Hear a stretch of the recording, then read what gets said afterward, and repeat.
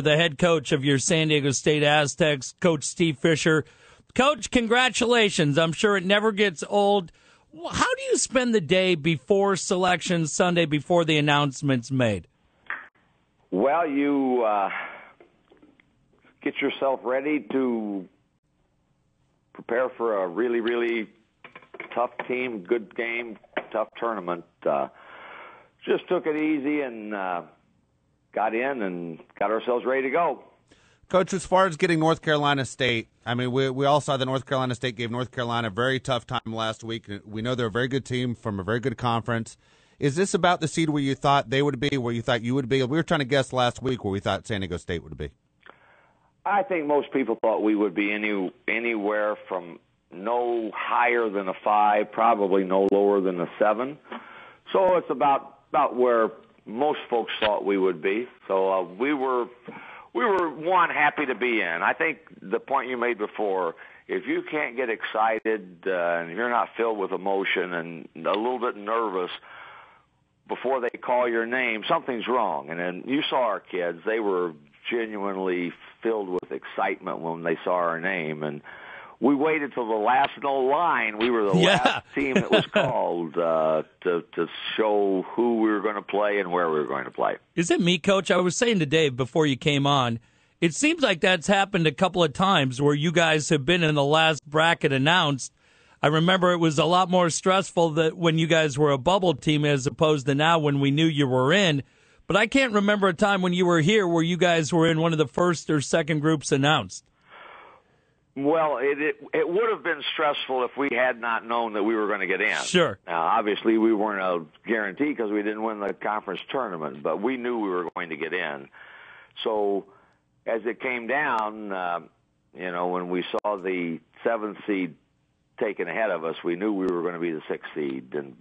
But I did not know who we were going to play. When North Carolina State came up, I didn't realize that's who we were going to play. How big for your team is the extra day, playing on Friday as opposed to Thursday? I think for everybody it's a benefit in terms of preparation. When you're playing now in the tournament, you're getting someone most of the time that you've not played before, that you're not as familiar with, that it's going to take a little longer to get yourself ready. So I think the extra day will be good, especially with some travel. Even though we're not going east all the way to the East Coast, it's still not jump in your car and get there in 5 minutes. So I like the fact we're playing on Friday. Coach, how are you feeling? Are you guys tired? I mean, it's been a heck of a stretch the last few weeks, and here you are. You jump right into the tournament. I think everybody's a little bit fatigued, but you get yourself ready, and everyone will be ready when the tournament starts. That's the beauty of it. When you go and you play in a conference tournament, like we did, we played 3 games in 3 days, it wears on you because every day the stress is there, the preparation is there, the sleep is not there, and it takes a little bit of a toll. That being said, this is what everybody lives for. Every player from the time they're old enough to bounce the ball dreams of playing in the NCAA tournament. Every coach who has an opportunity to coach at this level dreams of playing in this tournament. So no one will not be ready. Fatigue will not be a factor. Talking to Coach Steve Fisher, we're Dave and Jeff on San Diego Sports Leader XX 1090. Coach, when Dave and I came back, it was right when you guys had lost a couple of games in a row. And I remember there was a great clip from you, I believe, in a TV interview where you said we went in at halftime and we told our guys, you got to get your swagger back. You got to get your swagger back. And I've been watching your team. We've watched every game in this month, and you see it. You see that it's coming back even in the loss against New Mexico. What do you like about your team right now? What do you like about the way they're playing, the way they're gelling as you get ready to travel to Columbus? We did not play very well in our New Mexico loss. I'm sure they had a lot to do with it. I said I thought we tried to do things a little too fast on the offensive end. Even though you watch the game and you probably don't realize it, it's subtle. We were a little off balance. Shots came maybe a little more contested. But I thought that in game one, we played hard and we played pretty good against Boise State that made shots, and we played as good as we played all season in our win against Colorado State in the semifinals. So when you win, you feel good about yourself. So we had come back after losing 3 in a row and strung several wins together, which makes you confident in who you are and what you're doing. And I think that the fact now that we've had success in a lot of ways with different people doing it, we believe that we can move from one option to the next and find a way to get a basket, find a way to get a stop. Speaking with Steve Fisher on San Diego Sports Leader XX 1090, this is the Dave and Jeff Show. Coach, as far as the Mountain West Conference and the respect that they got as far as seedings and where they're matched up and how many teams got in, do you think it was fair? I like the fact we have 4 teams in. Our players stood up and applauded and were genuinely excited and happy for Colorado State when they saw their name pulled. Vegas got a 6 seed as we did, and New Mexico got a 5 seed. I think we all were treated fairly.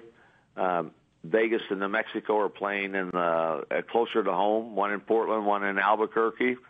So, yes, I think the league got rewarded for having a wonderful non-conference success and then playing as well as we did. Coach, can you talk about the development of Jamal Franklin, especially as the games that he played down the stretch, and the pride I would think you have to take as a coach to see him named Conference Player of the Year?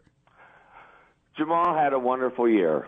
He came really from a national perspective from nowhere to be Player of the Year. Averaged maybe 2 points a game last year, played not at all early in the season, and then willed his way into the lineup. So for someone not to be on anyone's radar and go from that to being the Player of the Year, I think that says a lot for who you are, how you've worked, or what you've done, but also what your team has done. It doesn't happen unless the team wins.